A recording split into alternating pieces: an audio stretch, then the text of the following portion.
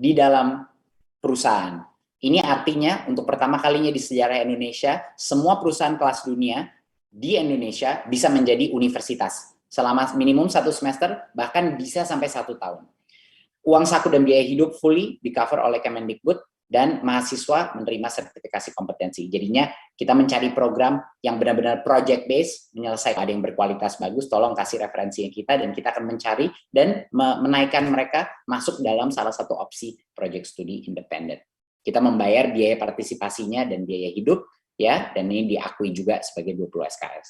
Berikut. Ya, ini kayaknya sudah cukup jelas. Nah, ini rencana besar kita. Di 2021, kita ada anggaran untuk program magang bersertifikat dan studi independen ini, ya, sekitar 350 M untuk tahun ini. Di tahun depan, kita akan meningkatkan angka ini secara signifikan. Budget ini akan naik sampai dengan 1,2 triliun. Ya. Jadi ini semua program-program Kampus Merdeka Belajar akan kita tingkatkan dengan anggaran yang jauh lebih besar. Yang tadinya cuma 12.000 tahun ini, kita ingin menjadikan 50.000 mahasiswa yang berpartisipasi dalam program ini, ya, dengan 11.000 mentor.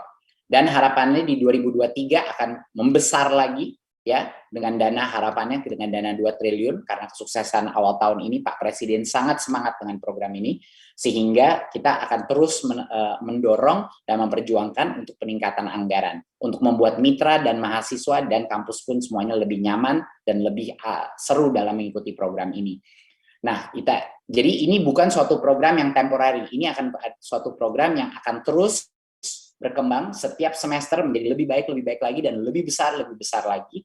Jadi inilah kenapa kami sangat-sangat menginginkan bagi yang sudah terlibat, kita ingin untuk 2022 Anda memperbesar, dan kalau feedbacknya bagus, dan saya rasa mayoritas di sini semua feedbacknya dari mahasiswa, saya yakin bagus karena udah melewati program ini, saya sudah menampung beberapa masukan dari mahasiswa, dan kita ingin Anda mengekspansi kapasitasnya, ya, dan kami siap mendukung dari sisi pendanaan juga. Dan meningkatkan kapasitas juga meningkatkan probabilitas untuk menemukan talenta-talenta hebat yang nanti bisa langsung diambil oleh perusahaan untuk kontrak kerja. Jadi ini juga meningkatkan probability of success daripada talent strategy ini.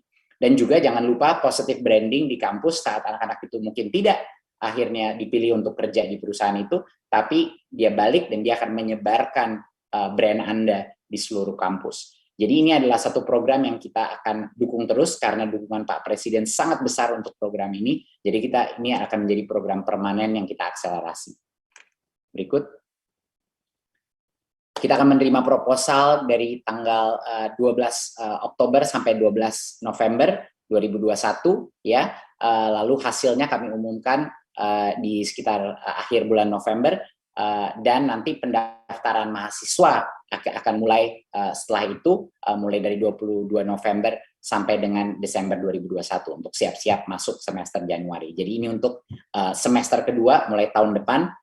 Jadi preparasinya memang sangat tight, tapi kan kita ada waktu untuk mengejar ini. Jadi mohon masukan proposalnya. Proposal itu selalu tolong tanya yang batch pertama, kadang-kadang proposalnya masih belum 100% lengkap, tetapi nggak masalah karena kita akan bantu dan membimbing gimana membuat programnya lebih baik. Jadinya tolong tapi jangan miss deadline mengenai proposal itu, karena itu sangat penting.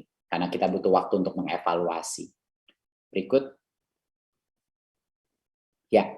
Nah, ada satu topik lagi yang sangat penting, jarang-jarang kita bisa berkumpul dengan jumlah perusahaan seperti ini. Jadi, ini ada satu program yang mungkin nggak semuanya mengenal program ini, tapi ini program yang game changing yang luar biasa. Karena kita juga bukan hanya dana untuk Kampus Merdeka, magang bersertifikat dan studi independen yang kita tingkatkan secara berapa kali lipat.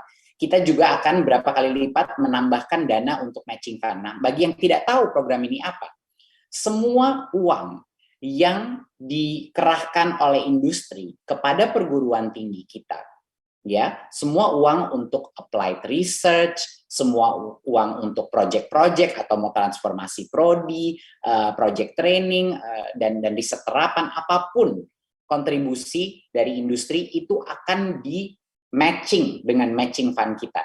jadinya one to one ini dana pendampingnya. Jadi misalnya salah satu industri mau memasukkan misalnya 1M ke dalam suatu program misalnya di IPB dalam inovasi agrikultur misalnya seed technology gitu. Kemdikbud akan memasang 1M ke dalam program itu juga, matching fund. Ini insentif yang paling simple, yang laku manis di batch pertama kita melakukannya di tahun ini, dan laku berat, dan makanya kita tingkatkan anggarannya berapa kali lipat kita besarkan, dan ini adalah mungkin jenis insentif yang paling mudah dimengerti, paling simple, tidak ada birokrasi yang terlibat dalamnya, karena uang itu langsung kepada universitas, kita nombokin dengan jumlah yang sepadan. Jadi ini luar biasa, semua. Jadi bayangkan, semua perusahaan yang ingin melakukan riset terapan, proyek-proyek dengan universitas, ini bisa minimal mendobel dana yang dia masukkan ke universitas. Jadi tolong jangan disia-siakan, semua ini ada di platform kita Kedaireka. Ya, itu platformnya semuanya online. Disitulah ada marketplace antara dosen-dosen yang mengerjakan berbagai macam research, dan juga industri-industri yang memposting permasalahan yang mereka hadapi atau riset yang mereka butuhkan. Ya, jadi ini kesempatan yang luar biasa, insentif yang sangat mudah dimengerti, insentif yang sangat agresif untuk menarik partisipasi industri ke dalam universitas kita. Jadi tolong jangan disia-siakan. Berikut. Ya, ini pertumbuhan di tahun 2021 kita mau itu dananya kita testing pertama kali 250 miliar, dalam 2 bulan habis, laris. Dan itu pun demand-nya jauh di atas dari yang kita bisa supply. Jadi untuk 2022 kita tingkatkan sebesar 1,5 triliun, ya. Ini bukan jumlah yang kecil, dan harapannya 2023 kita besarkan lagi. Jadi harapan, walaupun tahun ini kita udah mencapai 3.000 ya organisasi mengerjakan proyek dengan berapa ribu dosen, 18.000 dosen, kita ingin meningkatkan itu secara dramatis, bahwa ada 10.000 misalnya perusahaan dari industri segala yang mengerjakan proyek-proyek di dalam universitas kita berkolaborasi dengan 50.000 dosen. Jadi tolong jangan disia-siakan, anggaran ini adalah untuk digunakan untuk industri, untuk melakukan berbagai macam aktivitas. Dan jangan lupa, semua proyek riset terapan, inovasi yang dilakukan oleh industri di dalam kampus-kampus kita, itu pasti akan dijadikan juga research project kampus Merdeka. Artinya, mahasiswa-mahasiswa S1, S2, S3 itu bakal nempel ke dalam proyek Anda, dan boleh full time. Sehingga itu menambah lagi pool talent untuk semua perusahaan, bukan hanya dari magang bersertifikat, tapi ada pool talent lagi. Kalau kita membuat suatu proyek di perguruan tinggi, mahasiswa-mahasiswa yang akan terlibat dalam research project itu secara full time, itu nanti bisa juga di screening oleh perusahaan untuk mencari dan menemukan bibit-bibit generasi pemimpin-pemimpin, saintis-saintis masa depan yang bisa di-hire nanti oleh company tersebut, gitu. Jadi bukan hanya benefit dapat dana tambahan, tetapi juga memperbesar kemungkinan menemukan talenta yang terlibat dalam research Anda di perguruan tinggi. Berikut.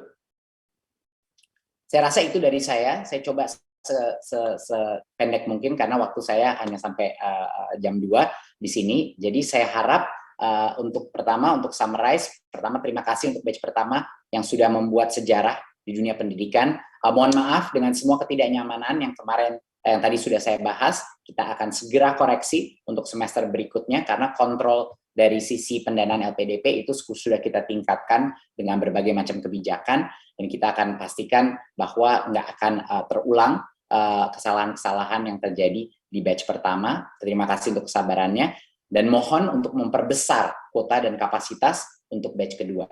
Bagi yang baru aja bergabung, selamat datang, dan saya harap dalam waktu sebulan ke depan kita akan menerima proposal-proposal yang luar biasa.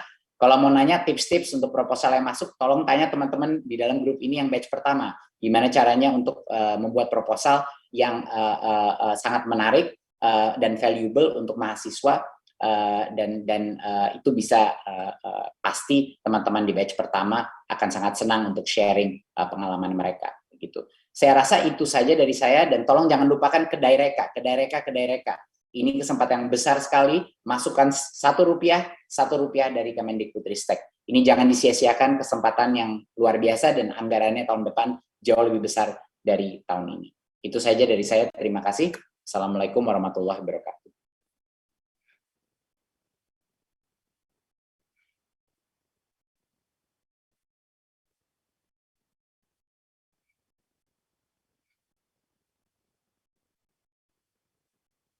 Mas Nur Hadi masih mute ya sepertinya.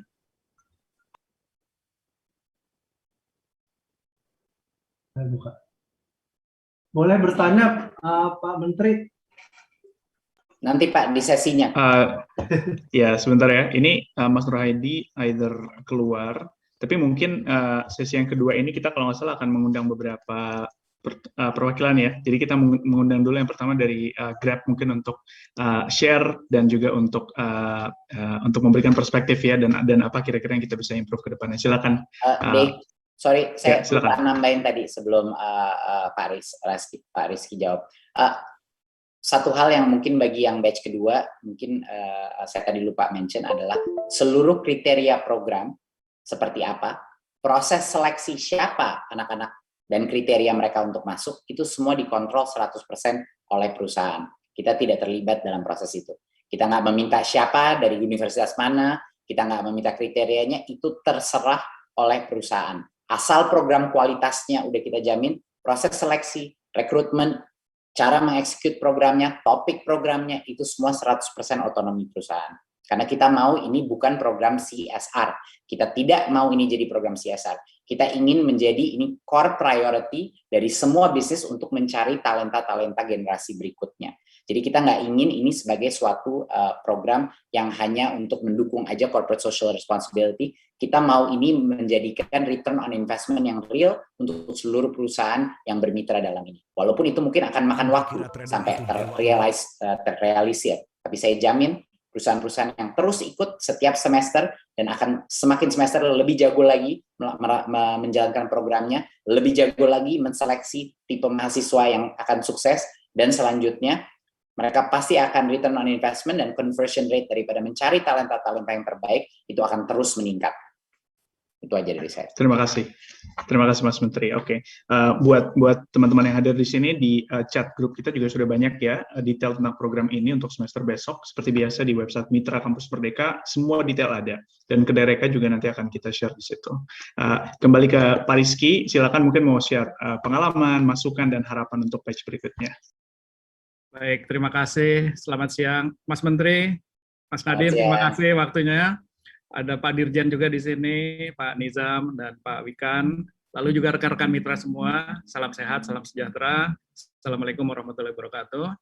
Seperti disampaikan Mas Menteri tadi, kita juga di Grab ini sangat excited ya. Kita sangat semangat banget dengan program Kampus Merdeka ini. Kita juga menyebut program ini untuk internal kita sebut Grab Campus Apprenticeship Program.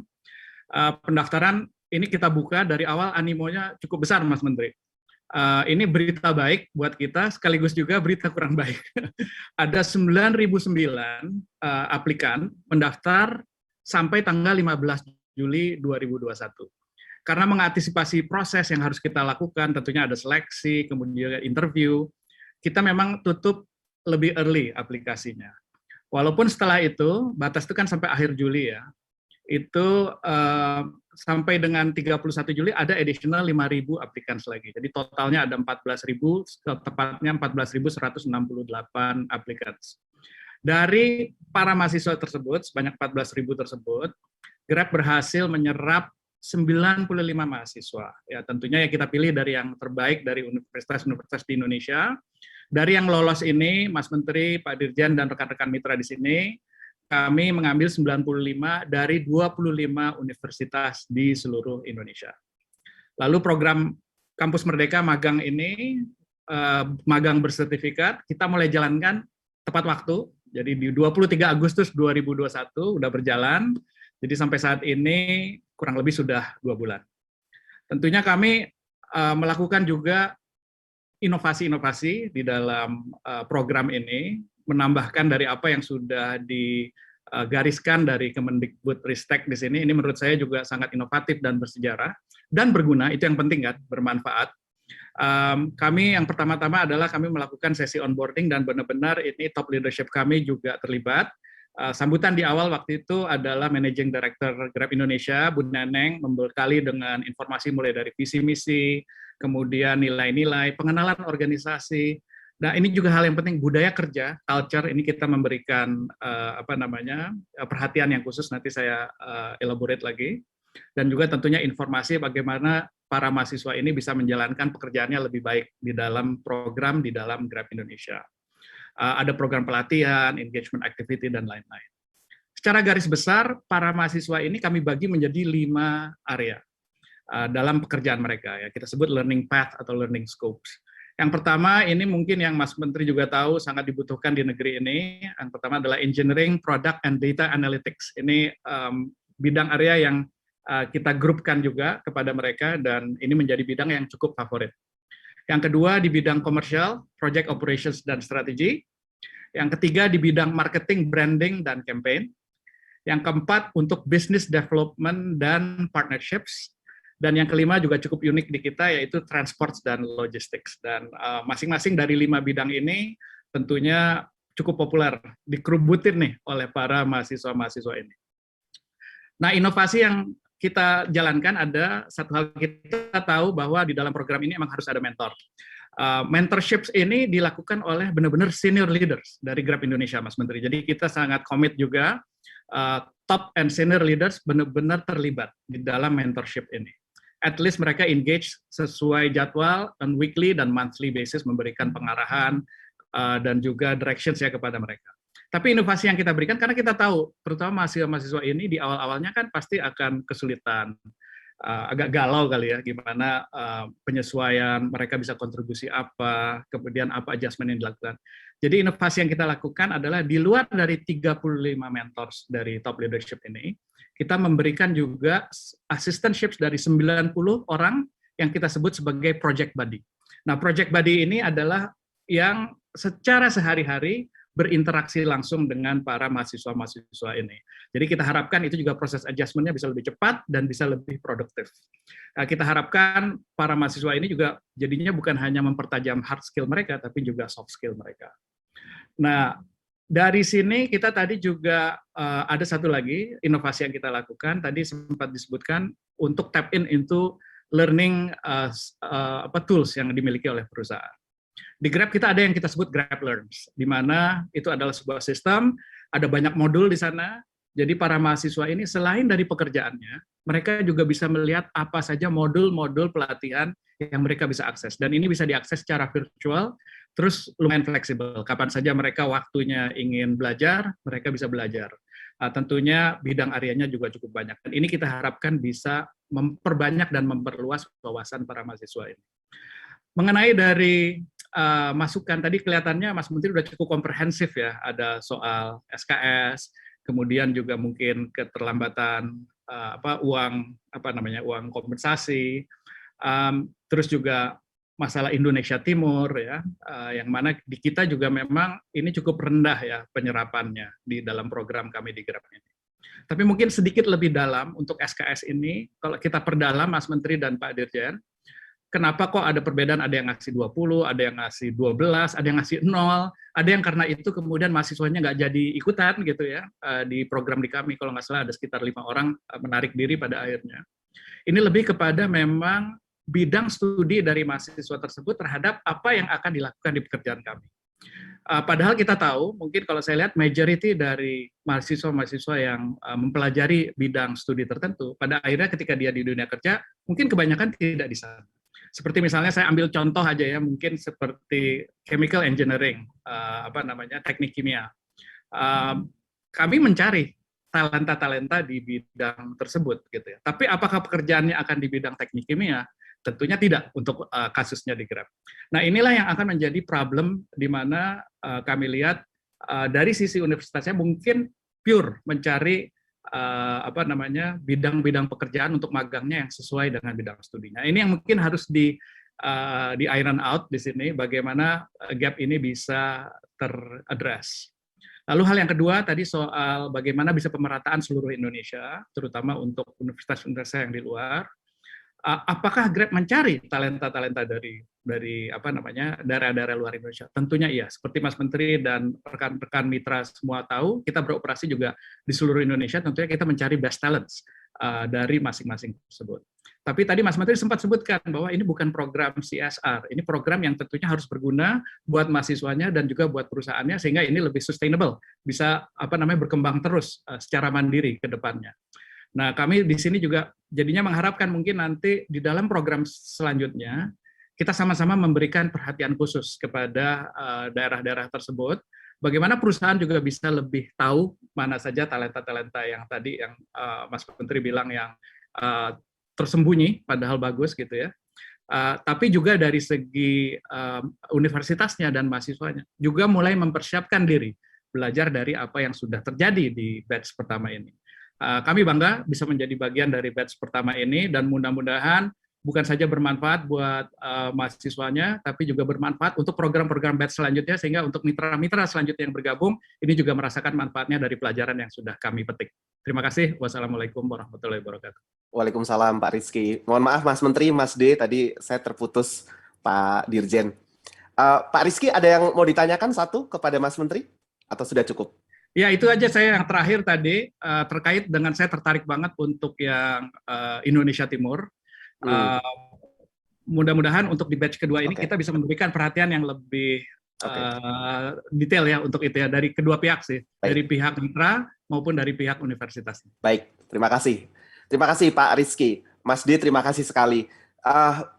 Bapak Ibu semuanya, yang kedua adalah Pak Ganesan Ampalanafar, Presiden Direktur Nestle Indonesia. 5 menit Bapak dari sekarang, silahkan Bapak.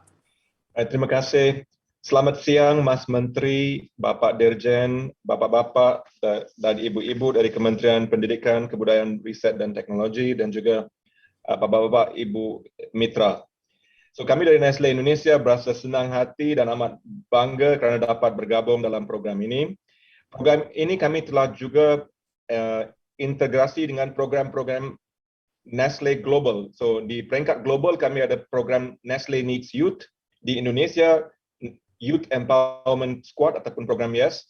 So, Kampus Merdeka ini disatukan dan diintegrasikan dengan semua program yang sedia ada. Dari segi nombor-nombor ataupun jumlah aplikasi yang kami terima, kami dapat 22,000 aplikasi. Dan daripada 22,000, kami melakukan eligibility check ataupun screening dan kami shortlisted 1,810. So, Mas Menteri, kami pun serius. Dari 1,800 kami lakukan further screening dan dapatkan 320 dan kami melakukan interview secara video. So, jumlah masa dan investasi dari segi masa untuk dalam pemilihan agak tinggi. So, we were really serious about selecting candidates. So, akhirnya kami dapat 95 yang mematuhi semua keperluan perusahaan Nestle Indonesia. Dan seperti yang kami beritahu pada Mas Menteri kali pertama kita berjumpa, program ini adalah hybrid ataupun blended. Anak-anak mahasiswa sekarang akan mendapat exposure dari segi online, tapi juga kepada head office kami, pabrik, sales regions, dan distribution center. Dari 95 anak-anak mahasiswa ini, mereka telah didistribusi ataupun diedarkan mengikut program yang 11 function Nestle, termasuk fungsi-fungsi baru yang mungkin tidak ada expertise di Indonesia, contohnya sustainability. Dan juga soft program seperti corporate affairs dan legal, selain daripada technical, supply chain, dan sales. So, program ini juga kami merupakan program dari segi dalaman Nestle Indonesia ialah merupakan satu challenge sebab ini bergotong royong secara berskala besar. Sebab setiap satu daripada anak mahasiswa ini di pairing ataupun dipasangkan kepada satu coach dan satu mentor. So, learning is two ways. This is also an opportunity for our middle management and senior leaders untuk mempelajari macam mana memberi coaching kepada anak-anak ini. So, we have got 90 middle managers and 90 coaches yang dipasangkan kepada setiap anak mahasiswa ini. So, selain daripada itu, program kami bahagikan kepada general competencies ataupun soft skills dan juga functional competencies yang seperti supply chain, marketing, again, untuk memberikan real industry lessons. So, selain daripada coach dan mentor, kami juga pastikan ada platform-platform lain seperti committee dan juga WhatsApp group supaya mereka dapat lakukan check-in secara regular.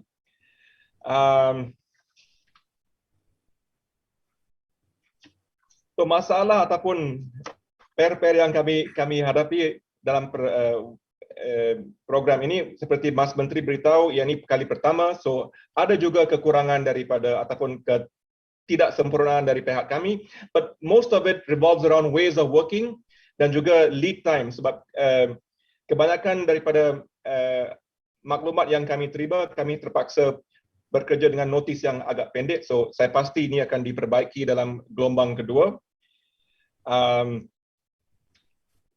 Yang kedua tentang dokumentasi yang di proses dokumentasi kadang-kadang tidak sempurna dan kelewatan dari segi interns allowance dan juga letter of acceptance itu.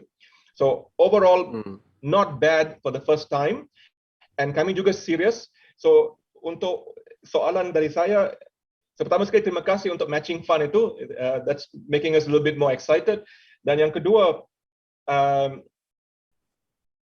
kami ingin menjadikan program ini sebahagian daripada talent spotting, talent screening kami. So kalau ada architecture ataupun roadmap untuk 2-3 tahun ataupun 5 tahun ke hadapan dari segi demografi, dari segi geografi dan juga program-program dari university, that will be very useful for the industry so that we can absorb the right talent profiles untuk masa depan. That's about it from me. Terima kasih.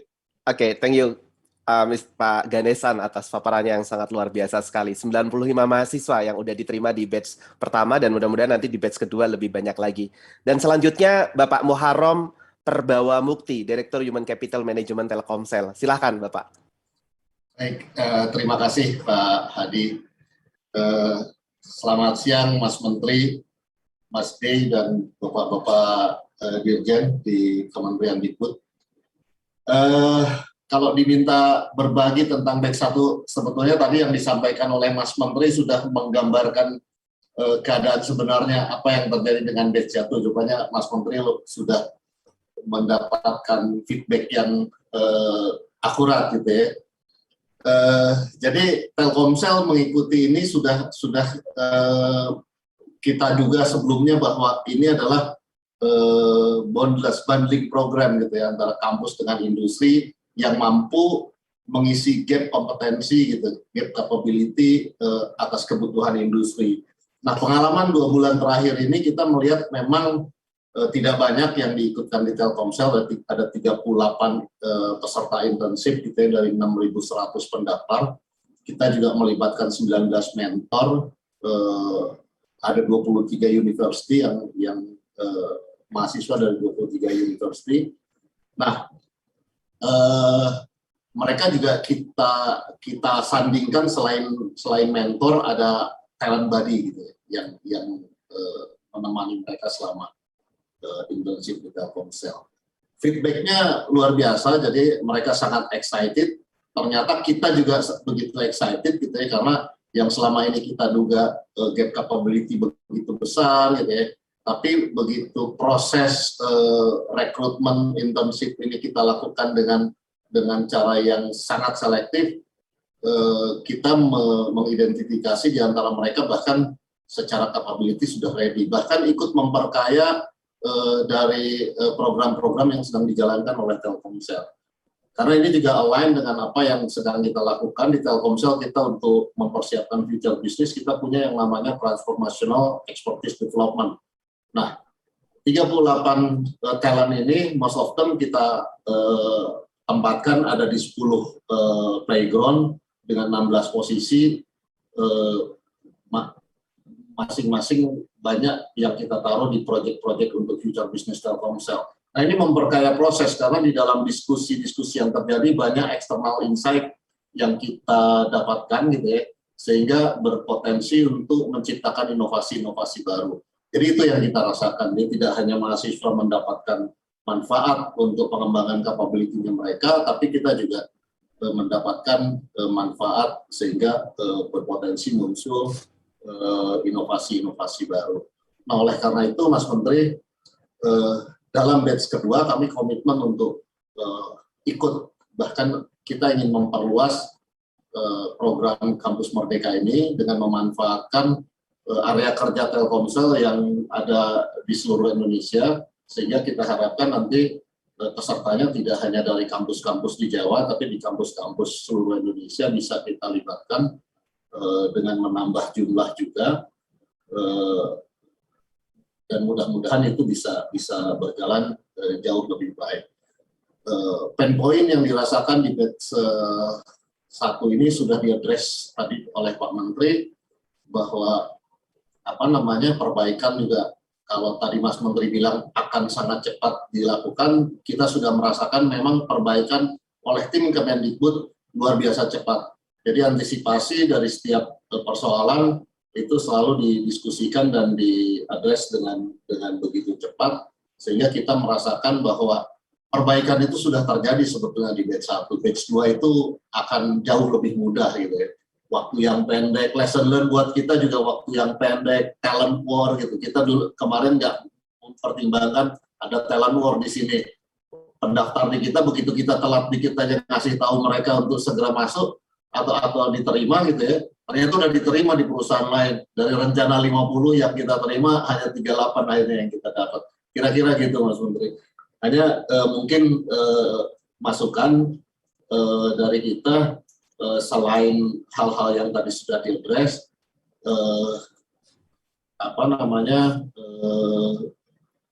mungkin kelangsungan atau keberlangsungan kampus Merdeka ini perlu dijamin kepastiannya, sehingga ini juga bisa kita alainkan dengan berbagai program internal kami gitu ya, supaya kita bisa masuk di dalam jadwal-jadwal yang sudah ditetapkan. Saya kira itu yang ingin saya sampaikan. Terima kasih Mas Menteri, para Dirjen, Mas D, dan Pak Nur Hadi. Terima kasih. Terima kasih Pak Muharrem atas masukannya. Jadi ini concern ke Indonesia Timur dan keberlangsungan program ini dijamin supaya bisa online. Silakan Mas Menteri. Terima kasih masukannya Pak Rizky, Pak Ganesan, sama Pak Muharrem. Luar biasa. Program-program Anda saya udah cek juga sama tim. Memang feedback dari mahasiswa luar biasa, dan kuncinya ini adalah komitmen ya, komitmen from the top gitu. Itu yang saya lihat pertama. Kalau ada komitmen from the top, dan ini exciting dari the top leadership daripada perusahaan, pasti akan sukses programnya. Tapi satu hal juga kan, kita pasti merasa bahwa value untuk mahasiswa itu luar biasa. Tapi banyak value yang kadang-kadang tidak didiscover sampai kita melakukan pengalaman seperti ini. Dulu itu perusahaan-perusahaan semuanya itu trauma, ngambil intern atau meng-hiring fresh graduate, lalu mereka nggak siap kerja dan lain-lain. Masalahnya macam-macam. 2 bulan itu hanya cukup waktu untuk itu anak berhenti galau.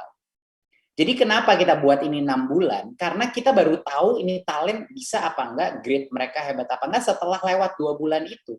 Jadi setelah 6 bulan, semua teman-teman yang berpartisipasi akan benar-benar mengetahui kapabilitas daripada murid-murid ini. Jadi tadi ada beberapa benefit yang di-mention. Satunya adalah bagaimana itu merubah manajemen secara internal. Mereka harus mengartikulasi pekerjaan mereka secara jauh lebih simple. Mereka harus bisa mengajarkan konsep-konsep mereka, dan cara terbaik para pengajar mengetahui ini, cara terbaik untuk mempelajari topik-topik kita sebagai praktisi adalah untuk mengajar dan meng-coaching orang-orang di bawah kita atau peer kita. Ini satu-satunya cara untuk mengkristalize kompetensi-kompetensi itu secara simple dan jelas gitu. Dan saya suka banget tadi Pak Ganesan bilang mengenai di-link dengan program-program internasional. Ini merupakan suatu hal yang sangat baik untuk para multinasional yang ada di sini. Tolong di-link dengan program-program lain, dan itu akan menambahkan perspektif yang jauh lebih besar lagi. Dan saya melihat 3 perusahaan ini yang sukses dengan aplikan yang luar biasa. Jelas kalau mereka mendapatkan 10.000 plus aplikan, ya 100 terbaik, mereka pasti akan dapat yang hebat-hebat. Tapi kenapa bisa mendapatkan sebesar itu? Karena mereka melakukan marketing. Jadi ini untuk teman-teman di batch kedua harus mengerti, mereka melakukan independent marketing, bukan marketing lewat Kemendikbudristek. Mereka langsung datang ke kampus-kampus, dan mereka lewat sosmed aktif mempromosikan program ini. Itulah sebabnya mereka mendapatkan talenta-talenta yang terbaik, karena jumlah aplikannya jadi besar sekali. Jadi itu juga suatu pembelajaran yang menurut saya sangat penting gitu. Dan tentunya ini adalah long term program, di mana kalau kita bisa meng-crack, kalau setiap perusahaan bayangkan bisa meng-crack secara relatif gratis di luar energi yang di-spend, tapi secara low risk way, untuk menggroom maximum entry level talent. Itu bayangkan, entry level talent itu return on investment-nya terbaik, karena kalau mereka groom di dalam perusahaan itu dengan baik dan dipilih berdasarkan affinity dia kepada perusahaan itu, dia akan stay dalam perusahaan lebih lama, dia juga akan sukses jauh lebih cepat dalam perusahaan itu dengan harga yang paling kompetitif karena mereka early entry level. Jadi semua itu adalah win-win-win. If you can crack the entry level employees and how to train them, you will be able to deliver far greater non-linear returns untuk these new entrants gitu. Jadi ini yang bikin exciting buat perusahaan harusnya itu gitu. Dan juga transformasi internal perusahaan. Saya makasih untuk masukannya semuanya. Yes, ini akan menjadi permanent program, akan saya pastikan itu. Bahkan setelah saya misalnya udah ganti presiden, ganti menteri pun, ini akan jadi salah satu hal yang kita bakukan dalam berbagai macam strategi kebijakan kita untuk menjadi permanen. Nggak mungkin lah akan mundur lagi. Karena begitu banyak mahasiswa yang udah lewat di program ini, masyarakat dan semua kampus akan mendemand dari pemerintah bahwa ini dilanjutkan dan diperbesar. Nggak mungkin nggak laku program ini di administrasi siapapun. Gitu. Jadi mungkin itu ada beberapa hal, dan tentunya yang administrasi, masalah pembayaran dan lain-lain, dokumentasi, terlalu haphazard kita untuk menentukan deadline, itu semua akan kita pelajari dengan sangat baik. Bukan hanya perusahaan yang belajar, Dikti pun belajar. Jadi kita menggunakan konsep iterative process, setiap semester we get better. Nggak perlu perfect, good enough, good for ronde pertama, getting better, ronde kedua, ronde ketiga udah bagus tuh program, saya yakin gitu. Jadi inilah cara kita membangun sama-sama. Dan hal yang terakhir mungkin saya mau point out adalah jangan lupa ini bukan zero sum game ya, Bapak, Ibu-ibu. Ini bukan zero sum game. Semua lulusan dari semua program ini akan melakukan berbagai macam kompetisi skilling, dan nanti pada saat mereka lulus, kalau nggak dicaplok duluan sama masing-masing perusahaan, semua anak-anak itu yang sudah bergabung dalam semua program Bapak Ibu akan apply ke perusahaan Bapak Ibu semua. Jadi jangan salah, kalau kita mendukung program di perusahaan lain, ada kemungkinan besar anak itu pada saat dia lulus juga kemungkinan dia bakal apply di perusahaan Anda. Belum tentu dia masuk di program Anda. So this is bukan zero sum game. Ini adalah net positive game. Dimana kalau semakin banyak perusahaan yang bermain, semakin besar pool talenta kita yang mungkin anak itu satu semester di Telkomsel, semester berikutnya dia sama Pak Rizky di Grab. Bayangin. Dia sudah mengerti telco, dia sudah mengerti product engineering, lalu setelah itu dia mengerti retail distribution di sama Pak Ganesan belajar. Itu bisa terjadi, gitu loh. Dimana anak-anak ini lulus dengan pengalaman 2-3 perusahaan. Apa nggak luar biasa itu? Jadi itu yang atau kombinasi, dia punya jiwa sosial yang tinggi, dia gabung kampus mengajar, habis itu dia kerja Nestle, dia mengerti branding dan marketing for retail distribution. Ini beberapa permutasi untuk memastikan bahwa this is not a zero sum game. Yes, ada kompetisi di awal buat recruiting, ada kompetisi di akhir sesi untuk langsung hiring, tapi setelah itu this bigger pool of talent akan menjadi jauh 10x lebih hebat daripada entry level yang selama ini. Gitu. Mungkin itu dari saya. Jadi terima kasih sekali lagi untuk partisipasi dan masukannya. Because of you, kita menjadi better. Oke, Mas Menteri, masih ada waktu berapa menit lagi nih, Mas Menteri? 5 menit. 5 menit lagi, baik. Satu pertanyaan terakhir, tapi sebelumnya saya akan perkenalkan dulu tim Mas Menteri di jajaran Dikti yang hadir pula hari ini. Ada Pak Dirjen Dikti, Prof. Nizam. Assalamualaikum, Prof. Nizam. Oke. Waalaikumsalam, terima kasih, Mas Nur. Ya, Prof. Nizam ini the man behind the program ini. Beliau nggak banyak ngomong, tapi banyak bertindak. Luar biasa sekali. Dan ada juga ada Mas Wikan, kami memanggilnya Mas Wikan begitu ya. Beliau adalah Pak Dirjen Vokasi. Selamat siang, Assalamualaikum Mas Wikan.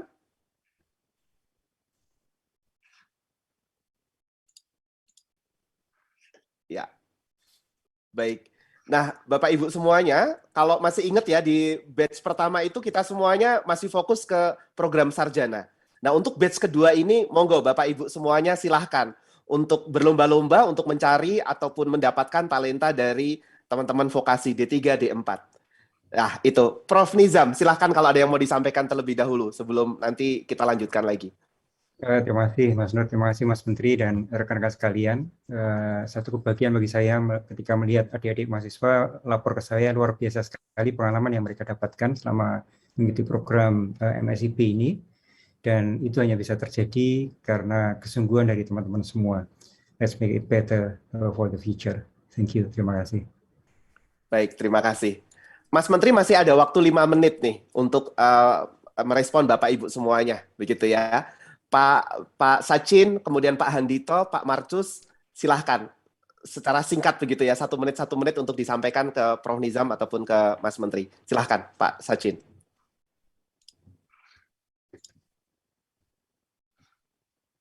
Ya, masih di mute ya, Pak. Oke, terima kasih Pak. Yep. Pak Nadiem, Pak Nizam, congratulations Pak. Terima kasih untuk peluang ini untuk kerjasama dengan Kampus Merdeka. Saya hanya ada simple question Pak. Apakah ada program recognition buat semua mahasiswa yang ikut Kampus Merdeka? Mungkin setelah semester udah selesai, biar kami juga bisa menjalankan program recognition dan ada champion-champion dari student itu bisa jadi contoh buat yang lain untuk ikut dalam program ini. Terima kasih. Terima kasih Pak Sachin. Pak Handito, silahkan.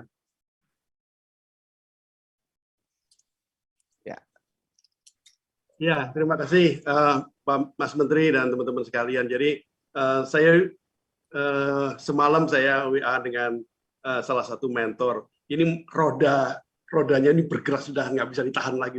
Sama persis dengan yang Pak Menteri sampaikan. Kami terima kasih dipercaya membimbing 800 mahasiswa dari seluruh Indonesia, dari 223 kampus, dari Aceh sampai Papua. Dan ini lagi bergerak. Semalam saya WA ke Pak Prof. Nizam.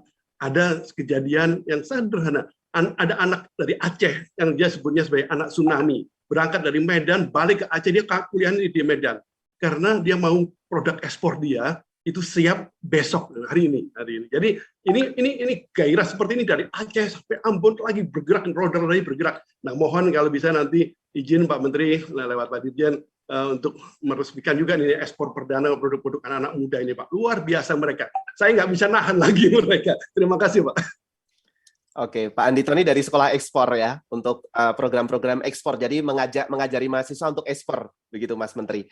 Terakhir Pak Taufik, nanti slide itu Mas Menteri biar menjawab, nanti ada Pak Dirjen dan kami juga yang nanti akan meneruskan. Silakan Pak Taufik.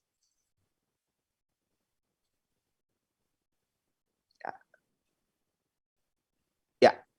Baik, terima kasih. Mas Menteri, ini mengingatkan pada waktu diskusi kita di batch awal dulu, tentang program entrepreneur, di mana BSI ini selain punya kapasitas low bank practice, kami juga punya program namanya entrepreneur, sociopreneur, Islamic sociopreneur. Nah, jaringan-jaringan pengusaha ini ingin kami optimalkan untuk mahasiswa magang. Mohon berkenan untuk di batch kedua ini dibuka juga program magang untuk entrepreneur yang belum bisa diterapkan di program batch pertama. Itu saja, Mas Menteri. Terima kasih. Terima kasih Pak Taufik. Silahkan Mas Menteri, ada 3 menit untuk Mas Menteri menyampaikan. Untuk yang pertama, Pak Nur Hadi, tolong ingetin. Pertama itu pertanyaannya adalah mengenai apa yang terjadi alumni ya, kalau udah keluar dari programnya. Benar nggak? Untuk rekognisi, benar. Kenapa? Untuk direkognisi begitu Mas Menteri, habis selesai program, betul. Ya, jadi satu hal kenapa kita require bahwa program ini dapat sertifikat, karena terus terang Bapak Ibu, kenapa Bapak Ibu dipilih dan diundang untuk mengikuti program ini, karena suatu brand Anda luar biasa. Jadi sertifikat itu akan menambahkan kualifikasi itu anak di pasar kerja yang luar biasa. Kedua, dia secara otomatis akan menjadi, kalau pengalaman dia positif, dia otomatis akan menjadi brand ambassador daripada 2 hal. Program Kampus Merdeka, magang bersertifikat, dan brand ambassador dari perusahaan Anda di kampus mereka untuk menjelaskan seperti apa sih bekerja di perusahaan itu. Jadi ini adalah free marketing untuk masing-masing alumni. Kita belum ada program alumni spesifik ya yang lulus ini, tapi tentunya mereka akan kita jadikan agen-agen di kampus untuk meningkatkan demand lebih tinggi lagi dari program-program ini. Dan silahkan, kalau Anda udah capek-capek mementor mereka selama 6 bulan, ya silahkan jadikan mereka duta dari organisasi Anda di kampus. Anda mau kasih mereka PR untuk menyebarkan berbagai macam program-program dan kesempatan pekerjaan lowongan di kampus, itu silahkan gitu, karena itu udah jadi anak Anda lah gitu, udah jadi mahasiswa Anda, itu udah hak Anda untuk kalau mau mendorong mereka melakukan berbagai macam hal, kalau mau mendorong mereka melakukan riset, nanti kalau mau masukkan matching fund ke daerah mereka ingin bilang ke universitas, saya kepengen alumni saya dong digabungin di situ jadi project di semester berikutnya, itu juga bisa dilakukan. Untuk yang kedua, ekspor perdana produk-produk anak muda. Memang luar biasa. Saya setiap kali ke SMK, Politeknik, dan perguruan tinggi vokasi, saya melihat jumlah inovasi dan karya kreativitas daripada anak-anak kita memang luar biasa. Itu merupakan satu kekuatan budaya dalam generasi muda kita yang benar-benar khas Indonesia. Jadi menurut saya sangat penting kita bisa mempelajari, memberikan mereka bekal untuk bagaimana cara distribusi, termasuk distribusi ekspor dan internasional. Karena disitulah pasar yang jauh lebih besar daripada di Indonesia dengan harga yang jauh lebih tinggi. Jadi tolong, ini bukan cuma perusahaan-perusahaan, ada berbagai macam organisasi pun terlibat ya, sampai DPR mengikuti program Kampus Merdeka loh. Ini bukan hanya perusahaan, DPR pun mengambil 200 anak untuk mengerjakan itu. Jadi asosiasi pun bisa menjadi program magang bersertifikat ya. Jadi jangan lupa, ini bukan hanya untuk industri. Jadi kalau ada teman-teman di luar perusahaan Anda atau asosiasi-asosiasi yang ingin dan punya kemampuan untuk mengajarkan skill-skill yang sangat penting untuk masa depan, mereka juga bisa bergabung. Dan yang terakhir mengenai poin mengenai sosiopreneur, Pak, ini programnya Anda, bukan program saya. Jadi kalau programnya Bank Syariah itu adalah program mendukung sosiopreneur, ya itu adalah program Anda, gitu. Sertifikasi adalah sertifikasi untuk membangun UMKM misalnya, ya, yang berdampak sosial, gitu. Itu silahkan. Nama sertifikasinya, program desainnya apa? Anda ingin mahasiswa-mahasiswa itu mengerjakan, mendukung entrepreneur atau menjadi entrepreneur, itu terserah Anda. Tolong dipropose aja, gitu. Jadi bukannya kita memperbolehkan ini apa tidak, ini program Anda, bukan program kita. Kita hanya mendukung suatu program pelatihan di dalam perusahaan Anda yang menjadikan talenta-talenta terhebat yang akan berguna untuk perusahaan Anda dan berguna untuk Indonesia. Saya rasa itu yang bisa saya sampaikan saat ini. Mohon maaf, saya harus pamit, ditunggu di ruang sebelah. Terima kasih Mas Menteri. Wassalamualaikum warahmatullahi wabarakatuh. Waalaikumsalam warahmatullahi wabarakatuh. Mas Wikan telah hadir pula di tengah-tengah kita, Mas Menteri dan Bapak Ibu semuanya. Assalamualaikum Mas Wikan. Oke, beliau adalah Dirjen Vokasi, Bapak Ibu semuanya. Oke, baik. Nah, ini Bapak Ibu semuanya, ada juga Mas D, staf khusus Menteri, gitu ya, yang hadir pula di sini. Kita extend sekitar 10 menit ya, Bapak Ibu semuanya. Ada 4 pertanyaan saja yang nanti mudah-mudahan ada Mas D, kemudian ada Mas Wikan, kemudian ada Prof. Nizam yang juga akan membantu menjawab. Oke, saya akan mulai dulu dari Pak Sofyan Rohidi. Wah, ini senior saya, mentor saya dari FHCI. Silahkan Pak Sofyan Rohidi. Setelah itu dari Mas Amri, Ruang Guru, kemudian ada Pak Braja Eka, kemudian dari Pak Jing ya, dari Bukit Vista. Silahkan Pak Sofyan. Bisa, ya, silahkan. Oke, terima kasih Mas Nurhadi. Assalamualaikum warahmatullahi wabarakatuh. Waalaikumsalam. Salam sejahtera untuk kita semua dan tetap semangat pagi. Semangat pagi. Luar biasa keren tadi yang disampaikan Mas Menteri juga Pak Dirjen ya. Jadi program Link and Match ini sudah mulai bergulir nih ya, bagus sekali dan saya merasa bahwa kita harus saling memperkuat nih. Karena sebelumnya FHCI, Forum Human Capital Indonesia yang menaungi ratusan BUMN sudah melakukan hal yang mirip sebenarnya ya.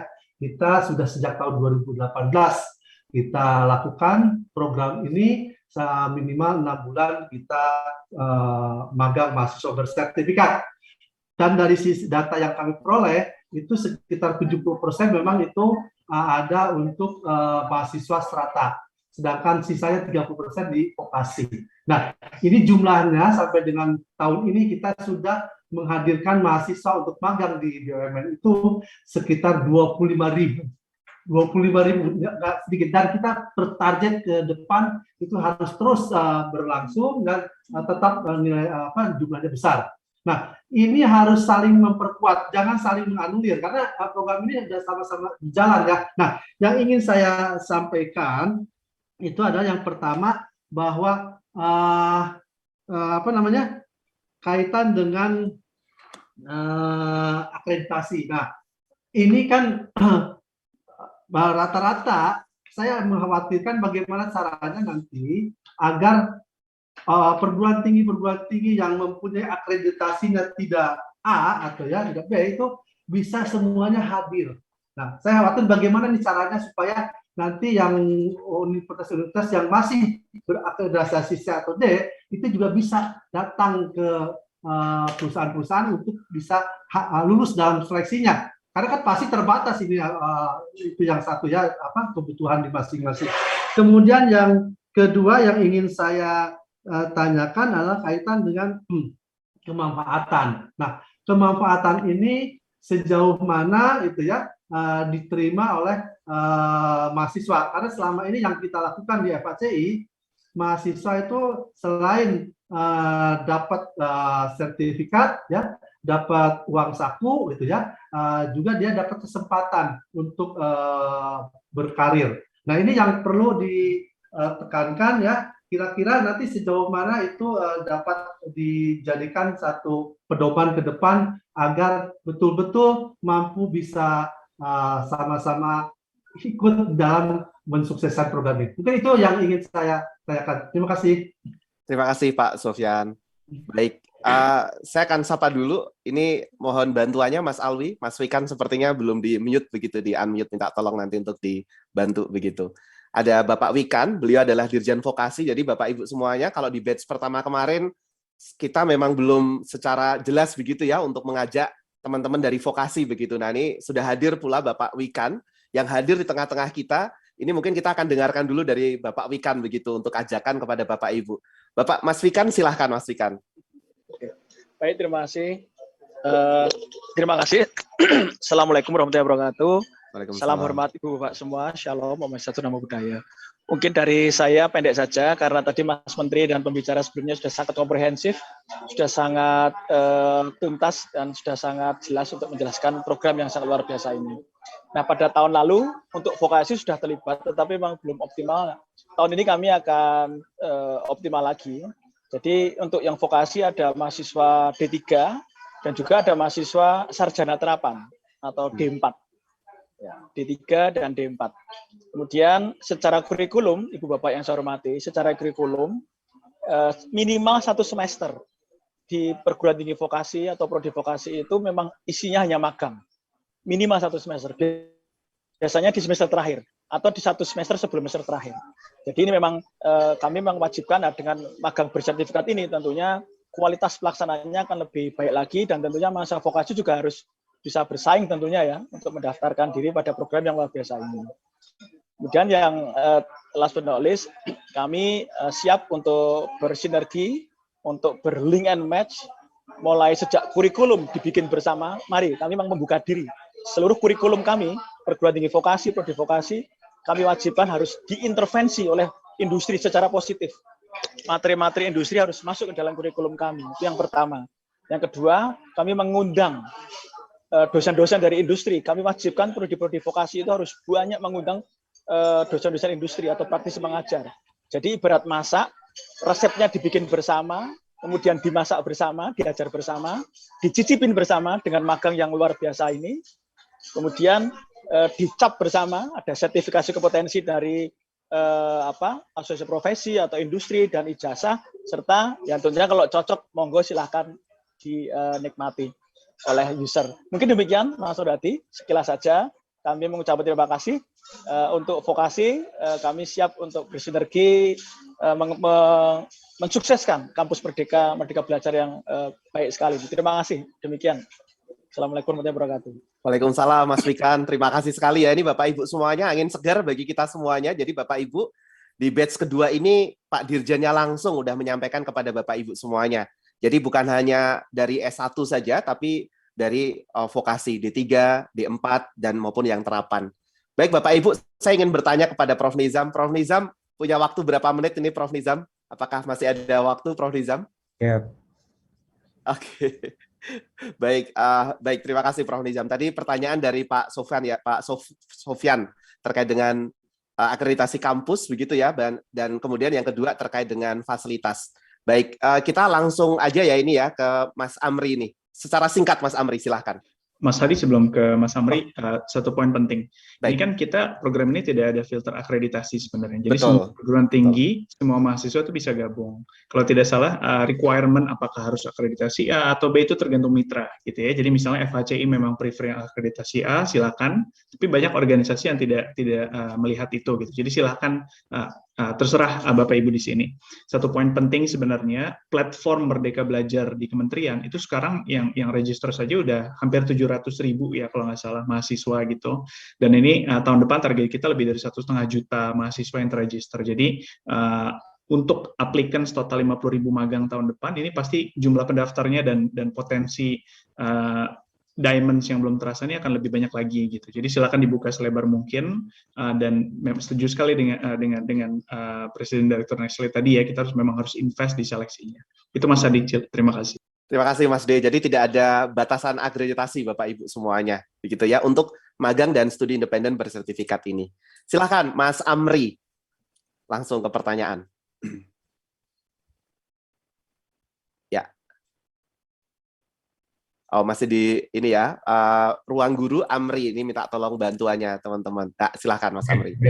Assalamualaikum warahmatullahi wabarakatuh. Salam hormat Bapak Ibu sekalian dari Kemendikbudristek Distri. Terima kasih banyak Mas Nur Hadi, Mas D, dan Bapak Ibu sekalian atas informasinya. Ini saya sangat mengapresiasi gerakan dari Kemendikbudristek ini terkait dengan Kampus Merdeka. Nah, singkat saja Mas Nur Hadi dan Mas D dan Bapak Ibu yang lain, kami ingin menanyakan lebih ke studi independen sebenarnya. Jadi ruang guru sendiri kami sedang merencanakan program studi independen dengan skala yang cukup besar untuk di batch kedua ini, dan kami mendapatkan informasi tentang bahwa studi independen itu untuk kedepannya harus spesifik untuk digital talent. Nah, apakah kami boleh dikasih definisi lebih lanjut gitu, mungkin Mas Nur Hadi dan dari Bapak Ibu yang lain di sini mungkin kalau ada informasi lebih lanjut, sebenarnya definisinya itu seperti apa gitu terkait digital talent? Apakah memang khusus yang software engineering, desain grafik, app development, atau bisa juga untuk sesuatu yang sifatnya misalkan digital atau database marketing, digital entrepreneurship, dan lain-lain seperti itu. Mungkin itu aja. Terima kasih banyak. Soalnya nanti ketika kami apply, jangan sampai ketika kita sudah menyiapkan programnya bagus-bagus, tapi ternyata di-reject karena tidak sesuai kriteria misalkan. Jadi kami harap nanti kita bisa juga, mungkin sebelum kita submit proposal, bisa ada diskusi kali ya, apakah ini programnya cocok atau tidak. Jadi sebelum sampai tahap ke submit proposal. Itu saja, terima kasih banyak Mas Nur Hadi, Mas D. Terima kasih Mas Amri tentang digital talent. Baik, kita jadikan satu sekalian, Pak Braja, kemudian Pak Jing, habis itu kita jawab dulu ya. Oh oke, dari Jam Sostek, BP Jam Sostek Pak Ibnu ya. Setelah itu kita akan dijawab oleh Mas D, oleh Bapak Dirjen kita. Silahkan Pak Braja. Selamat siang. Siang Bapak. Mas Menteri sudah live ya. Cuman ada Pak Wikan. Selamat siang Pak Wikan, Pak Dirjen. Perkenalkan saya Braja dari Asosiasi GM Hotel Indonesia. Mau bertanya dua aja. Beberapa waktu lalu diluncurkan oleh Kementerian Keuangan, Kementerian Pendidikan, sama Kementerian Pariwisata. Bagi hotel-hotel yang menerima siswa untuk magang, akan diberikan pengurangan pajak PPh ya. Tapi sampai sekarang kami banyak hotel sudah mendaftar mengisi formulirnya, tapi sampai sekarang kami belum mendapatkan jawaban balik. Dan itu juga pernah disosialisasikan pada bulan Juni saat kami menggelar Kongres Nasional GM Hotel se-Indonesia di Parapat, Sumatera Utara. Jadi kami belum mendapatkan feedback sejauh mana PPh itu untuk pengurangannya, bila mana hotel menerima siswa magang. Yang kedua adalah untuk Pak Wikan juga. Minggu lalu saya hadir dalam pembahasan kurikulum SMK untuk kelas 10. Pada saat saya bertanya gimana untuk kelas 11 dan 12, itu jawabannya adalah dibebaskan kepada institusi pendidikan masing-masing dari masing-masing SMK ataupun perguruan tinggi. Saya bilang agak sulit ya kalau tidak diputuskan oleh Kementerian Pendidikan Nasional. Dalam hal ini kenapa? Bisa-bisa tingkat skill dan knowledge dari siswa-siswa yang ada di Pulau Jawa di Sumatera, Kalimantan, Sulawesi, Papua, dan Bali itu sangat berbeda. Karena kenapa? Di banyak pulau, di pulau lain ya, selain Jawa dan Bali, sedikit sekali mereka yang punya hotel bintang 5. Ya, jadi mungkin kalau siswi SMK atau perguruan tinggi yang training di hotel bintang 5, mereka pasti akan mendapatkan knowledge dan skill apa itu di food and beverage yang namanya dining room. Itu fasilitas food and beverage kelas atas. Jadi nggak semua hotel bintang 3, bintang 4, bintang 2 punya namanya dining room.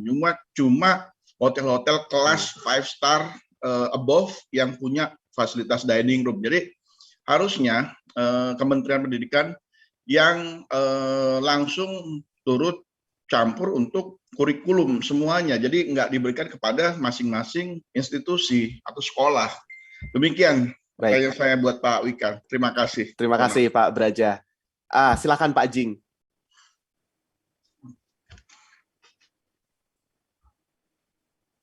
Ya, masih belum bisa ya, Pak Bukit Vista Jing. Ya, silakan. Oke. Hey, thank you very much. Terima kasih pada semua. Saya bisa pakai bahasa Inggris dulu untuk pertanyaan saya yang di Slido. Tadi saya dengar menurut Menteri ada banyak round progression ya untuk pertama round, yang kedua round, yang ketiga round, dan itu tujuan seperti mau angkat nomor ya, number of interns into the program. And tadi juga mention network effects ya, yang ini bukan zero sum game, ini semua bisa kooperasi dan kita dapat labor pool yang lebih banyak.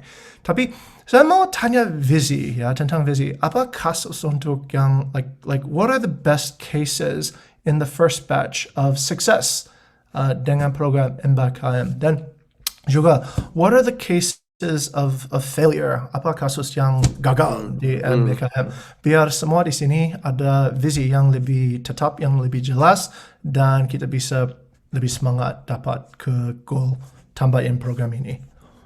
Oke, thank you Mr. Jing. Oke, apa yang berhasil dan apa yang gagal gitu ya di batch pertama. Silahkan, terakhir dulu ya, nanti kita coba tanya ke Mas D dan Prof. Nizam, Mas Wikan, masih ada waktu berapa lama lagi. Mas Ibnu, silahkan Mas Ibnu Rusdan. Baik, terima kasih. Assalamualaikum warahmatullahi wabarakatuh. Selamat siang, Pak Nur Hadi, Pak Profesor Nizam, dan Pak Wikan. Singkat saja, Pak Nur Hadi, saya ada 2 pertanyaan atau saran. Yang pertama, tentang kurikulum yang industri yang sama, Pak. Jadi, kalau bisa, ini kan sudah ada beberapa industri yang sama, ya, misalnya kayak di perbankan atau di manufaktur, bisa nggak kita melakukan misalnya penyamaan kurikulumnya? Ya, misalnya tidak ada tumpang tindih atau misalnya ada irisan-irisan seperti itu, Pak Nur Hadi. Makanya ketika misalnya melaksanakan program ini, kita lebih enak gitu loh, untuk beberapa kesamaan kurikulum ya. Itu yang pertama.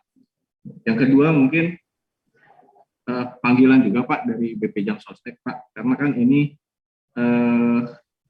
Pak Mas Menteri tadi itu menginformasikan beberapa fasilitas ya yang diterima oleh peserta itu sangat menarik dan sudah sangat bagus. Namun kami juga melihat jaminan sosialnya ataupun hak kepada peserta atau aplikan itu harus kita lindungi juga, Pak. Baik. Jadi ini termasuk dalam hubungan industrial. Nah, untuk itu saran kami dari BP Jam Sostek untuk mitra juga bisa memberikan pelindungan kepada peserta magang. 2 itu aja Pak Nur Hadi yang bisa saya sampaikan. Terima kasih Pak Ibnu dan Pak Wikan. Terima kasih. Assalamualaikum warahmatullahi wabarakatuh. Waalaikumsalam warahmatullahi wabarakatuh. Terima kasih. Baik, kita mulai dulu dari Prof. Nizam ya, kemudian Mas D dan kemudian Mas Wikan. Silahkan Prof. Nizam. Baik, terima kasih Mas dan teman-teman sekalian. Jadi yang pertama tadi tentang digital talent dan kompetensi apa yang dibutuhkan itu, makanya kita melakukan perkawinan antara kampus dengan industri ini kan untuk memastikan bahwa apa yang diberikan oleh teman-teman itu memang kompetensi yang dibutuhkan oleh industri. Jadi bukan kompetensi yang dibutuhkan oleh perguruan tinggi, tapi apa yang dibutuhkan oleh industri. Jadi kalau misalnya tadi Mas Amri melihat bahwa ke depan itu talenta digital itu seperti apa menurut kebutuhan ruang guru, itulah yang ditawarkan. jangan mengacu pada apa yang diberikan di perguruan tinggi. Jadi justru kami yang ini demand driven, bukan supply push. Di demand driven itulah yang kita ingin rancang, kita ingin dapatkan dari teman-teman dari industri. Kalau supply push itu teman-teman perguruan tinggi sudah banyak mempunyai desain baku dan standar. Nah, yang dengan kondisi saat ini ya penuh dengan disrupsi, penuh dengan perubahan-perubahan di dunia kerja. Itu kita ingin bahwa menciptakan pekerjaan masa depan itu bersama-sama antara kampus dengan industri. Kemudian tentang success stories, justru kami ingin mendengar dari teman-teman sekalian ini, kita kompilasi success stories dari teman-teman yang menjalankan program ini, agar bisa kita replikasi nanti pada batch berikutnya, pada kelompok berikutnya, juga failure stories, kegagalan-kegagalan yang terjadi selama proses ini. Jadi we learn by doing. Kita bekerja sambil belajar. It's time to learn. It's time to be better every time. Jadi kita melakukan perbaikan setiap saat dengan umpan balik dari teman-teman sekalian. Teman-teman di penanggung jawab program ini juga melakukan monitoring, evaluasi, dan menyebarkan berbagai angket dan sebagainya. Kita juga mengkompilasi logbook dari para peserta untuk nanti kita petakan mana yang bagus dan mana yang kurang berhasil. Yang kurang berhasil nanti bisa kita weed out, dan yang berhasil bisa kita amplifikasi, kita sebarkan untuk yang lain dan memperbaiki lagi ke masa depan. Jadi mungkin itu dari saya, Mas Barati. Saya mohon maaf harus pindah ke ruang, sudah ditunggu lagi rapat yang lain. Terima kasih. Masih mute, Mas Nur. Baik, terima kasih Prof. Nizam atas penyampaiannya. Mas D, terima kasih Prof. Nizam. Sehat-sehat selalu Prof. Nizam. Terima kasih. Oke, Mas D, ada yang mau disampaikan terkait dengan beberapa pertanyaan tadi? Ada, saya coba jawab 3 pertanyaan pertama ya dari Amri, Pak Braja, dan Pak Bukit Vista tadi. Untuk jam sostek saya serahkan ke Mas Nur Hadi aja langsung. Bro Amri, senang ketemu lagi. Studi independen ya. Jadi definisi digital talent atau digital skills, benar kata Pak Nizam, itu please recommend anything yang menurut ruang guru memang yang dibutuhkan di masyarakat ya, dan di Indonesia secara umum. Mas Menteri biasanya sangat lenient, apapun yang belum ada prodinya dan merepresent future itu biasanya akan diakomodate ya. Tapi kalau memang mau tahu whitelistnya seperti apa, kita juga sangat open untuk tahu approach ruang guru seperti apa ya. Misalnya kalau misalnya digital skills berdasarkan global certifications yang sudah ada. Google kan ada certification, Microsoft, Amazon ada certification. Nah, kalau ruang guru bisa align ke digital certification atau skills yang memang dibangun some of the top global technology tech firms gitu ya, itu akan banyak sekali pro-nya gitu. Dan juga mungkin kalau kita lihat Coursera atau edX atau topik-topik apapun yang memang menjadi the most demanded atau the most popular sectors, itu akan menarik sekali gitu. Tapi silakan propose dari perspektif ruang guru. Kedua, pertanyaan Pak Braja ini mungkin nanti Pak Wikan bisa nambah sedikit ya. Terus terang untuk perpajakan dan fasilitasi ke Kementerian Keuangan untuk ngurus pajak ini memang kita di luar skopnya Kemendikbudristek. Kalau memang ada yang kita bisa bantu ya kita bisa cari tahu ya. Namun Pak Braja, ini program magang bersertifikat ini sedikit berbeda nih dengan magang yang biasa. Kalau magang yang biasa, itu kan biasanya company atau organizations itu berkorban, harus membayar, harus mengeluarkan effort-nya, atau sering CSR ya, Corporate Social Responsibility. Program magang bersertifikat yang tadi Mas Menteri jelaskan, itu kita bayar, justru dibayar oleh pemerintah, mahasiswa dibayarkan, company-nya dapat uangnya, mentornya kita yang bayarkan, ya. Jadi benefitnya udah langsung berupa financialnya itu, gitu, yang diterima langsung secara institusinya. Jadi menurut saya approach-nya sedikit berbeda yang ini, dan saya terus terang kita belum pernah menegosiasikan bahwa kalau udah dapat tambahan pembayaran ini, terus dapat insentif pajak lagi, itu belum pernah. Dan menurut saya mungkin itu untuk program yang magang yang biasa, tapi bukan yang ini, gitu ya. Ketiga, dari Pak Jing tadi ya, Bukit Vista ya. What are the best cases of success? What are the worst case of failures? Best cases of success, there are so many, right? If you ask some of the CEOs that spoke earlier, I think you will find that for a certain number of applications, let's say 90 students for Nestle, they get like 10,000 applicants, right? Or maybe I was wrong, or that's for Grab, yeah. But what that means is that big companies or organizations like you, like Bukit Vista, you don't actually have to go to top universities to recruit the top students right now. You can actually go to our platform and you can find some of the best students that don't usually come from UI, ITB, UGM, yeah, some of the household name universities. You will find the diamonds in the rough. So the first year, the first cycle of this program has spawned so many, has given so many opportunities, yeah, for really bright students from really small provinces, from smaller universities to work in top organizations. And I think this is basically the number one policy for equity and equality that we're trying to push here. So we're giving the huge amount of opportunities for students anywhere in Indonesia to get a working experience and to get jobs afterwards. Yeah.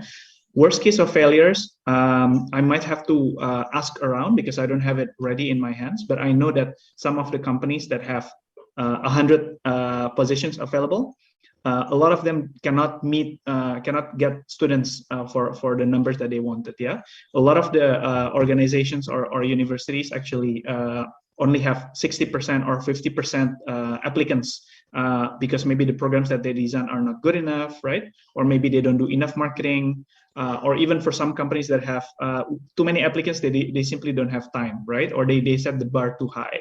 So I see the failure for this cycle as there are so many missed opportunities, both for students and companies to be matched. I think that's my perspective. Terima kasih Mas Nur Hadi. Oke, thank you Mas D. Mas Wikan, ada yang mau disampaikan untuk menutup? Ya. Baik, terima kasih Mas Nur Hadi. Jadi yang pertama yang ingin kami tekankan yaitu demand driven. Sepakat sekali. Jadi mohon maaf ini saya baru kunjungan kerja di Jepara ya, jadi suaranya agak campur-campur. Jadi demand driven itu yang tadi saya sampaikan, magang itu malah kami menempatkan di urutan ketiga ya. Urutan pertama itu kurikulum. Kurikulum memang menunya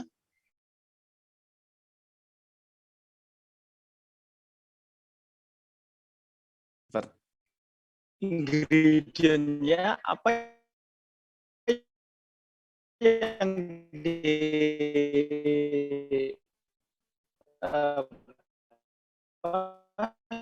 user inginkan. Sepertinya putus-putus Mas Wikan. Oke. Baik. Tadi putus-putus Mas Wikan. Jadi kurikulum terutama kurikulum kita ya, termasuk vokasi, itu kita sediakan slot agar diisi. Jadi bersama, kita demand driven. Di kurikulum. Oke, sepertinya hilang beliau.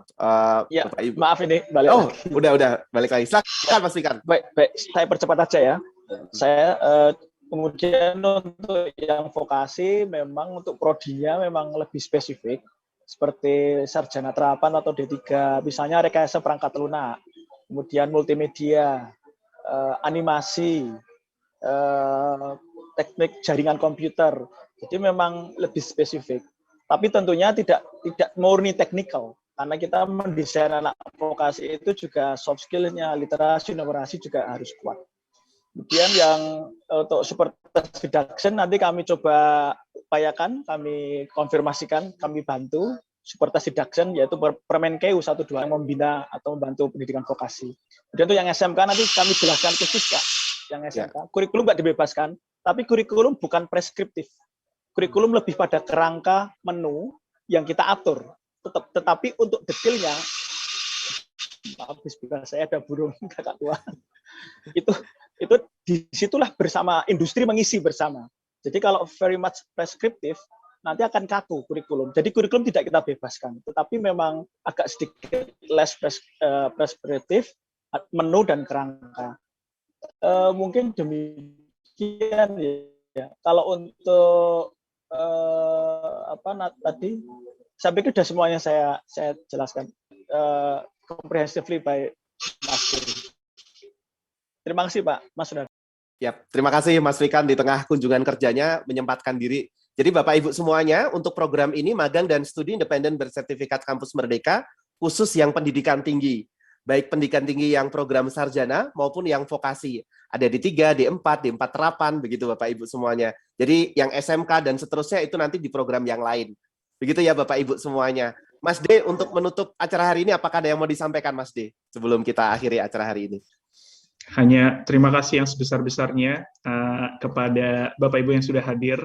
Terima kasih spesial kepada batch yang kemarin sudah jalan. Mohon maaf, ini pasti banyak yang tidak berkenan. Sekali lagi kata Mas Menteri, ini baru awal dari perjalanan panjang kita ya. Jadi next cycle akan banyak yang diimprove.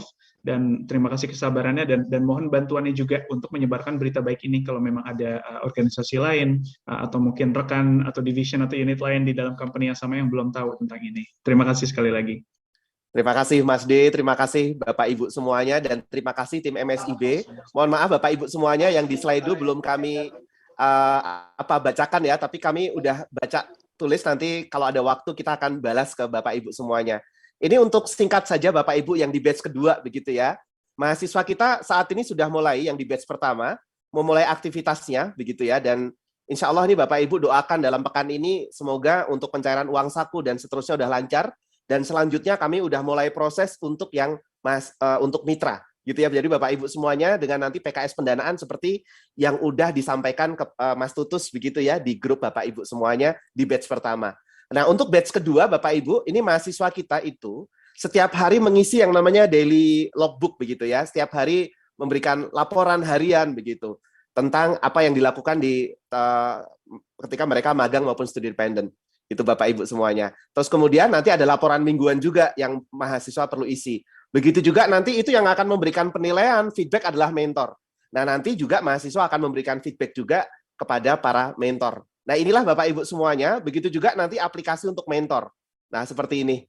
Jadi semuanya udah dalam satu platform dan udah disediakan dengan sangat baik oleh tim Kampus Merdeka. Kurang lebih itu Bapak Ibu semuanya, mudah-mudahan kita bisa berkolaborasi lagi, lebih dalam lagi. Tentu inovasi pendidikan ini nggak bisa kalau sendiri-sendiri. Kami sangat terbuka sekali dari partisipasi dari Bapak Ibu semuanya. Dan mudah-mudahan kolaborasi antara kita bisa melahirkan inovasi-inovasi di bidang pendidikan. Mas D, Mas Wikan, Prof. Nizam, Mas Menteri, dan Bapak Ibu semuanya, terima kasih. Assalamualaikum warahmatullahi wabarakatuh. Terima kasih. Sehat selalu semua. Ya. Terima kasih. Terima kasih Mas Nur Hadi. Ya, terima kasih Mas D. Ya, thank you. Terima kasih. Terima kasih semuanya. Nur Hadi. Terima kasih. Thank you.